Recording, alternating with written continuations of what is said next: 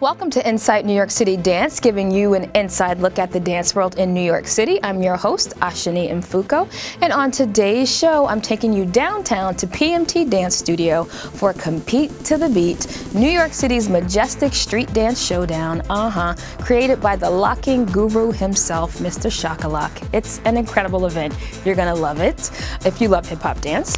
And then later on in the show, you're joining me at the NYC Dance Week Gala at Copacabana to learn more about this wonderful festival of free and discounted dance and fitness classes that happens every single year. And it's pretty cool because, you know, who doesn't like free classes, right? And then in the studio with me, I have my homeboy, DJ KS360, also known as Kwikstep, who's gonna do a little dance demonstration for us, break down some breaking, and it's gonna be pretty fabulous. And you'll learn all about his party that he hosts every single month called Behind the Groove. So it's gonna be a great show. You wanna stay tuned. Let's do it.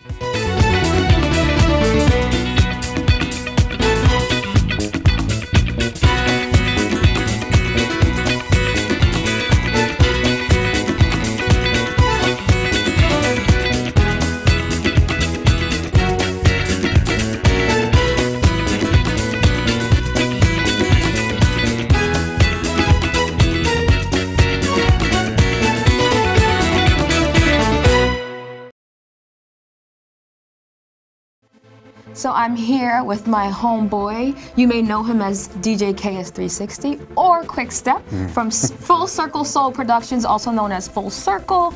Either way, he's here. He's gonna do a little demonstration for us. Yeah. So tell me first about what you're gonna demonstrate for us today. Well, a lot of people, when it comes to breaking, the word six-step is known as a popular term as far as what they're being taught.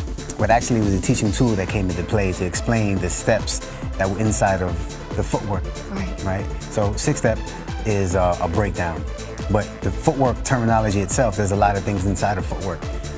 There's drops that lead you right into the footwork. So what I'm gonna demonstrate is what they call a corkscrew, which is you do from top rock and you go into a corkscrew. And then I switched into what they call a leg lock, which was taught to me by a guy by the name of Wayne Blizz from a crew uptown called the Executioners. And the three guys in the crew were Wayne, Doug, and Poe. And those are some of my teachers of about 9, had like 9 masters. That's amazing. It sounds very complicated. It's what? Can anyone do this? Can a beginner do this?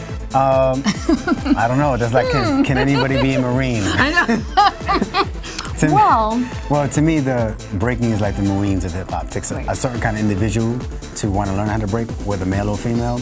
But anything with hard work and perseverance, anybody can do. So and anything, lots of practice. And lots of practice. Yes. So, because I remember when I first saw breaking, it wasn't a simple thing that I saw. It was a complex thing that I saw that I wanted to do.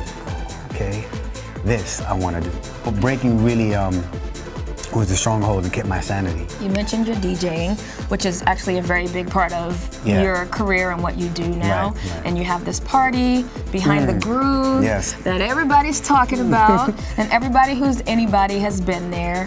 Tell us a little bit about this this party and what it means to you and where people can Well, Behind the Groove is named after Tina Marie. There's a really big scene where the next generation, called the Young Old Heads, that Michael Baisden used to talk about, who really loved this classic music from the 70s and 80s, disco, loft, garage, house. So I said, I want to bring all of this music to the scene. For one of my birthdays, I won't mention which one, I did a block party on the rooftop of Seward Park High School. And if anybody knows that high school, it's the high school where they filmed Crush Groove. LPR, La Poisson Rouge, it used to be the Village Gate. I don't know how we heard about it. He heard about the party, I think he was there, invited me to the club and said, I want you to bring that vibe here. That was 4 years ago. That was 4 years ago. So while I was thinking about what to do about the lounge scene, that happened. And so it was meant to be. Definitely. And we've been there for 4 years now, and it's been growing. It's known internationally. I've been overseas with it. And my next level with the party is to be able to bring live performances back to the club scene. Where can people learn more? You have a Facebook group? Yes, it's called Behind the Groove. Just go to that. You can join it, tell your friends to join, and you'll find out what's happening with us. As far as Behind the Groove and Full Circle. You can also find me, Kwikstep, just look up Kwikstep on Facebook, and you can, you know, find out what's happening with me there as well, as far as anything we do with Full Circle Behind the Groove, and DJ KS360 on SoundCloud. Love it. Fabulous. Thank you so much. So now let's see our demonstration of a very complicated 6-step. I'm going to leave that to you. Well, it's not a 6-step. It's I know. it's a spin with the thing. I'm going to leave it to you. Right. You got it. All right. So a lot of people know what 6-step is. Some of you might not know what it is. So very quickly, what a 6-step is actually a teaching tool that explains the 6 steps inside of a particular pattern of footwork inside of breaking. A 6-step would normally look like this. 1, 2, 3, 4, 5, 6. 1, 2, 3, 4, 5, 6. Right? But there's a lot of different elements in footwork. A lot of different names, style, techniques. So what I'm going to break down to you is what they call a drop into a particular technique inside of a footwork style that I learned from a guy by the name of Wayne Blizz from a crew called Executioners. They were from Uptown. Now, in breaking, there's top rock, floor rock, and before you go down, there's a drop. So the drop that I'm going to teach you is called a corkscrew. You can do it left or right. I like to do my corkscrew with my right foot. So you would step across, you would tuck your foot into the back part of your left knee and drop down into a corkscrew, which you will see in a minute. And then from there, you sweep and go into a leg lock. This is what it looks like. Check it. A little bit of top rock, simple. All right? Step across, kick out, cork, leg lock. I'm gonna do it again. A little bit faster, just so you can see what it looks like in real time. Boom, boom, bap, bap, bap, boom, boom, whap, boom, bap, bap, bap, boom, boom. Hope you caught that. My name is Kwikstep. As you can see, that was pretty quick. What you just saw was a corkscrew into a leg lock. Full circle, I'm out.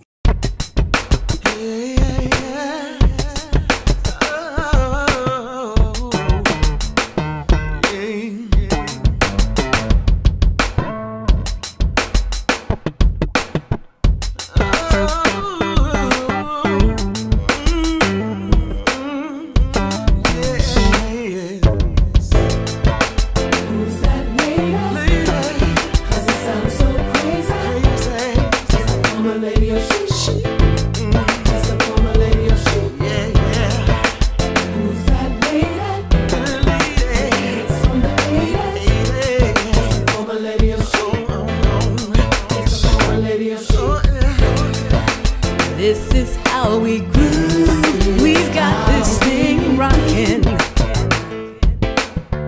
and about to make moves tonight.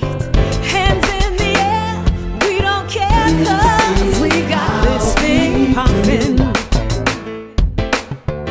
and the music makes me feel alright. I'm still here and I'm making my moves right now.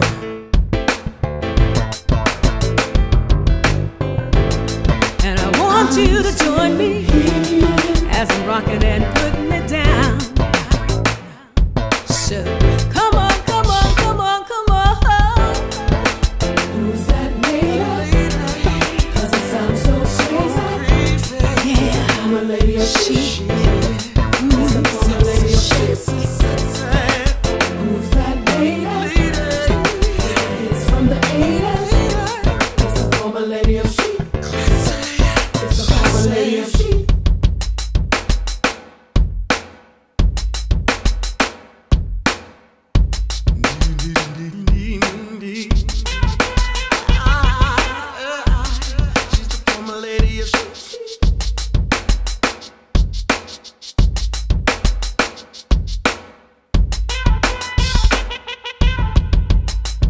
I'm still here and I'm making my moves right now.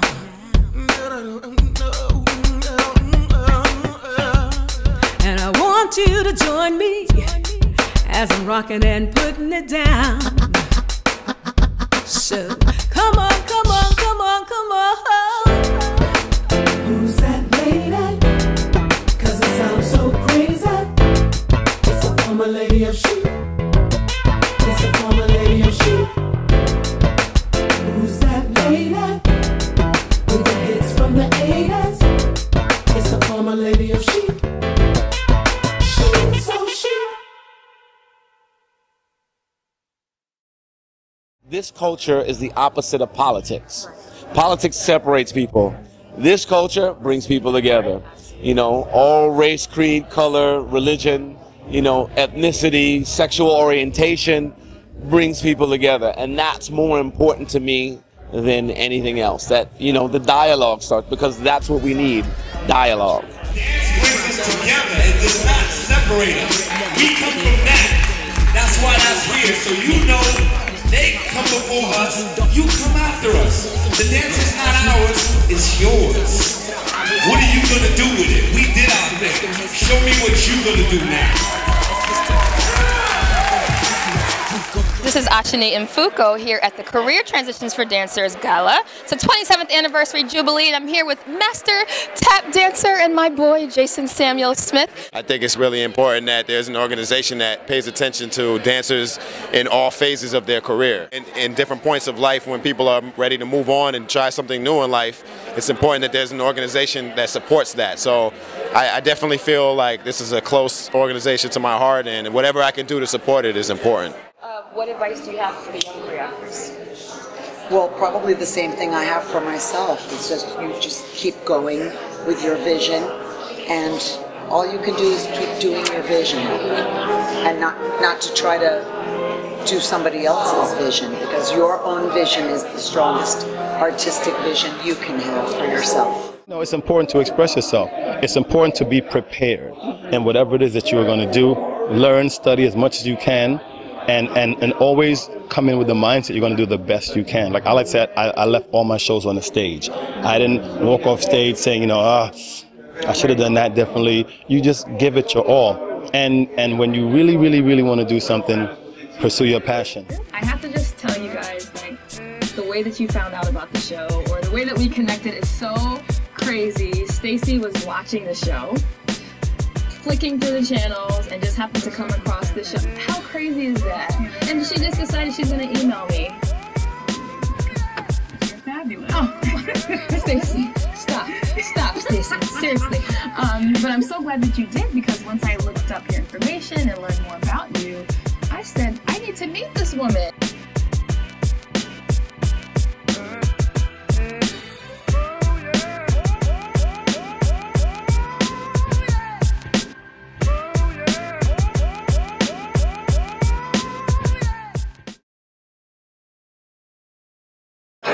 I'm Don Campbell, and you watch Inside NYC Dance.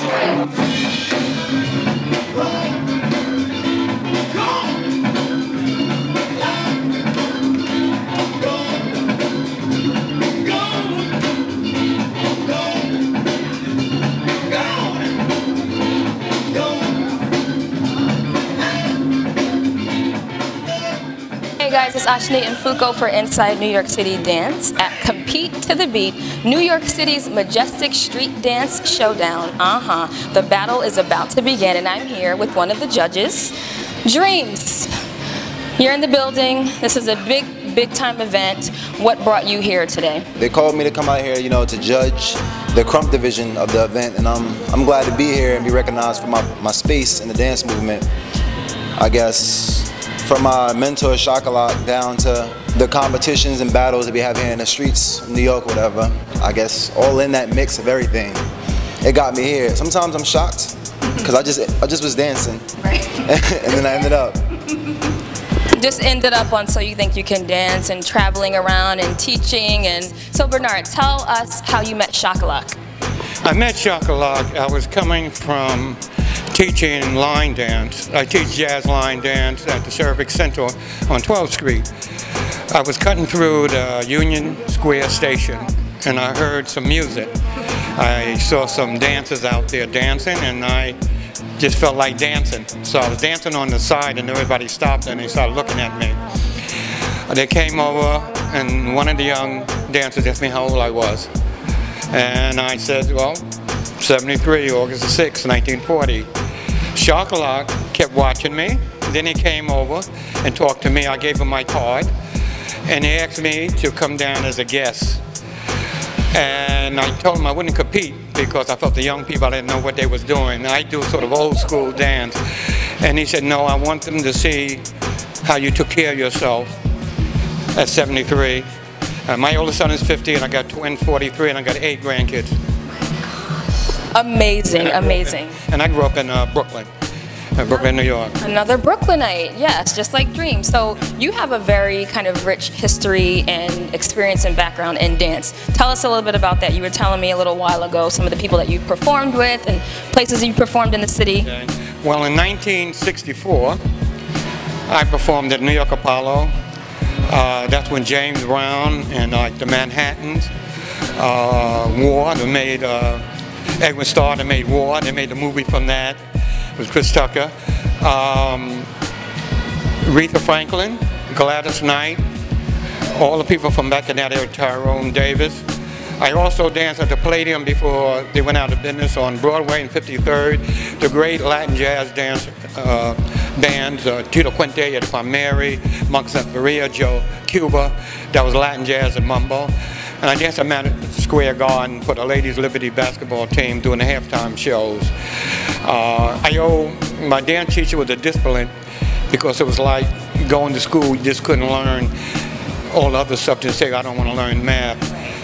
He told me that if you want to go on off-Broadway or on Broadway, you have to learn everything. That's right. And that's what I did. And I took up the ballet, and it all helps for what I'm doing now. Now I teach seniors, and I teach adults how to do like the new electric slide. That's a different way from the old one, but it's something like the old one. What are Moms in the Hood? What's that about? Today I'm repping for Moms in the Hood. We are the only 50 and older breakdancing crew. We are moms, regular moms, who just enjoy hip-hop, and our motto is anything is possible at any age. And our choreographer is Lancelot Theobald, and the group started 12 years ago, and I'm a new kid on the block. Since I retired, I still want to stay part of the hip-hop community and the education community, and I feel like it's such a positive force, you know, and that's the way I used it in the school system as a means of, you know, something for the children, for themselves. It's a means of expressing themselves, the creativity, and within the school system now, with everything is testing, it's just a great outlet, and just the positive force behind hip-hop is something I believe in. I'm at Compete to the Beat, New York City's majestic street dance showdown with the creator, Shakal Lock. Oh yes, this is the guy who made it all happen. Tell me about why you created this event, because it's something unlike anything else that I've seen in New York City. Okay, well, first of all, the idea of creating Compete to the Beat is to get the dancers to focus a little bit more on the music, because sometimes they can do these great feats, whether it's leaps and splits, and oftentimes it's not to the beat. So if we can tell them that that's important, it would have been simpler in the sense to say dance to the music, but from a marketing perspective, compete to the beat as a rhyme makes more sense. So we just want them to pay more attention to the rhythm that they're going by, instead of just jumping out doing things that are nice but not necessarily to the music that you're dancing to. The main thing about Compete to the Beat is, if you see the subtitle say New York's majestic street dance showdown, that means we're trying to give you an inspiration to think of yourself as what you really are, noble, you know, strive for excellence. Everything that you do, you are meant to be a king, a queen, a prince, a princess. We're not a group of dancers that just want to be known as a papa, a laka, a b-boy. No, you have to be the king, queen, or prince of what you do. That's what you are.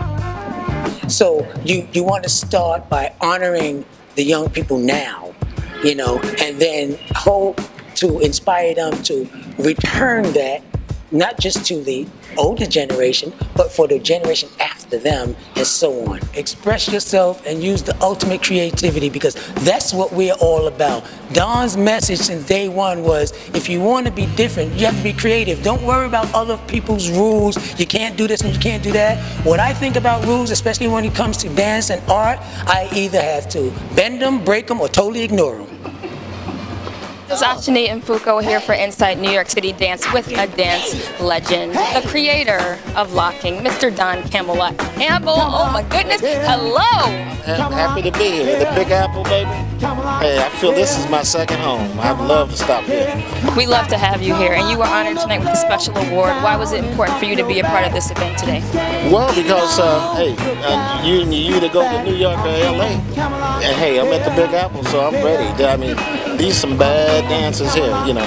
They know how to throw it down. Yeah, well, what advice do you have for the people competing in the showdown tonight? What would you tell them? Just take their time, and remember they're in New York. They're in the mega of dance. So go out there and show what you got, and just do it with smooth and technique. That's right, baby. All right, you're judging tonight. What are you looking for in the competitors? Creativity. Act like a champ. You won't have no problem with that. Just be yourself, baby. Is that what you told yourself back in the day, and that's how you got here and all of that? No, I was automatic. Once I hit the contest had started at 12 o'clock. I got there at 10 and I hit right to the dance floor because I was going to let everybody know in there. Mr. Campbell's in the house. And that's what I mean. You know, don't sit around and skate. Go out there and do your best. You're out there 2 minutes of the best you got. Because you don't know if you're going to get to the second round. Don't think about no second round. You want to lay it down on round one. Everybody knows who's in the house. Love it. So tell me about your relationship with Shakal Lock. Shakal Lock, man, I met him around about near 30 years ago. I came out here with London Reyes it was called Back to Mecca, where they brought the East Coast and the West Coast dancers together. And Shakal Lock came to the events. I knew when I seen him, because I was kind of worried about was Locking going in the right direction. So when I came to New York City, I seen him and his co-star, Shakespeare. I mean, they was doing crazy stuff just like me. I knew Locking was well and good. Yeah. In good hands, in good hands. You got a special message tonight from Tony Basil in LA through Skype. What was it like making that connection tonight? Well, Tony is the one that came to the places I was in LA. And I mean, she's like a dancer's dance trick, you know. I mean, she used to call me when she was trying to explain what I was doing to producers and stuff. She said he's a Nureyev of Watts, you know, or the ghetto. He was the one that she never had seen, you know, because Tony loves talent. You know, she's attracted to talent. So, I mean, it was easy after that because she took me around to the big entertainers and stars, and she just I would come in with a jukebox and put it on the table, and she would say, go out there and dance. And that's how I got my bones, right? I was jumping off of tables and dance, you know. I mean, but that's the way you got to do it. It's all or none. When you get in front of somebody, you got to give it what you got.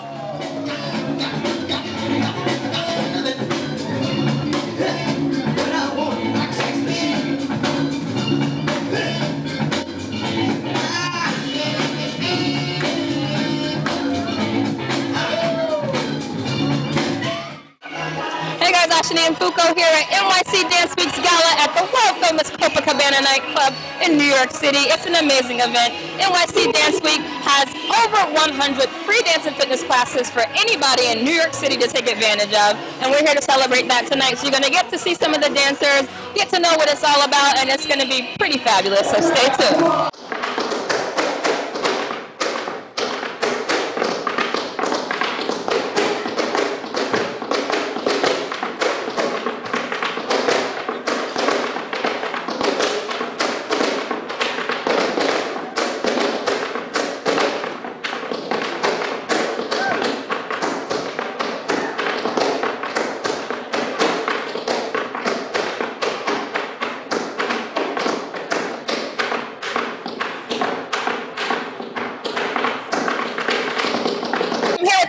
Of NYC Dance Week, Tasha Norman. Tasha, this event has become such a success and such a big part of the New York City dance community. Why did you start this in the first place? Oh my God, it was a need. It was a need in the community for dance and excitement and fun and education. So with Dance Week, with the 10 days of free classes, it's an opportunity for everyone to take free classes you know, get a love and a feel and joy for dance. So they either can kind of work on their technique, or they can experience dance for the first time, or they can just feel the love of the music, the instructors, and just get their dance on. Definitely. And I think it's really cool that you have some of the largest, most popular dance studios in New York City involved in this. I know some of your premier dance studios are Mark Morris Dance Studio, Joffrey Ballet School, the Ailey Extension. I mean, the places where people want to go and take class, they're a part of this. So how do you get these major studios to rally around and get involved? Well, you know what? They believe in the philosophy and the mission of Dance Week. They understand that individuals want to learn how to dance. They enjoy movement. They want to feel good. And the Ailey Extension, Joffrey, Mark Morris, they understand that. They want to bring the dance and the movement and the body to people. And it's a call and response.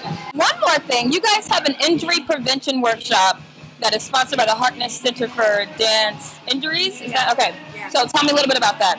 Well, the Harkness School, the Harkness Center is a wonderful center for injury prevention and rehabilitation. And what we did was we partnered with them to educate the individual on how to manage their body. And what I mean by manage, that means education, that means how to, you know, recover from injuries, how to prevent injuries. And the Harkness is #1 in New York City for that purpose. So by partnering with the Harkness, they really embraced what we were doing in the mission of Dance Week. So they want to educate participants of Dance Week on how to heal their body, prevent injuries, work through current injuries, and stay safe and healthy. And you guys check out nycdanceweek.org. Get in some free classes. Hello, it's free. Get in some free classes and make sure you support them. And thank you so much, Tasha. Thank you. Thank you so much. I'm glad you're here. I'm here with Michelle Robinson, a former Broadway dancer. How are you doing tonight, Michelle? I am so wonderful. It's so good to see you. Tell me why you got involved with NYC Dance Week. Well, the creator of it, Tasha Norman, is a very good friend of mine, and when she said that she was doing this wonderful venture and she needed support from the dance community, I thought it was my obligation to rally with her and support her in this endeavor. So as a former Broadway dancer and now director, and you're doing so much yourself in the dance community, why do you think it's important for New York City to have an event like this with free classes and so people can get a taste of it? Why do you think that's important? Well, you know, there's some people who may have a real love for dance, but may not be able to afford it. And so I think this is a great opportunity for them to explore some other dance techniques that maybe they were interested in, but as I said, they may not be able to afford it. And then it gives the dance enthusiasts an opportunity to experience new things. So, I mean, everyone can benefit from moving and really expressing themselves through movement. It's wonderful for the health, excellent for the mind, and I think it's just a wonderful way to bring people together. Thank you for tuning in to Inside New York City Dance. I hope you enjoyed the show. Make sure you subscribe to our YouTube channel at youtube.com/InsideNYCDance. Join our community on Facebook and follow us on Twitter at Inside NYC Dance. See you next time.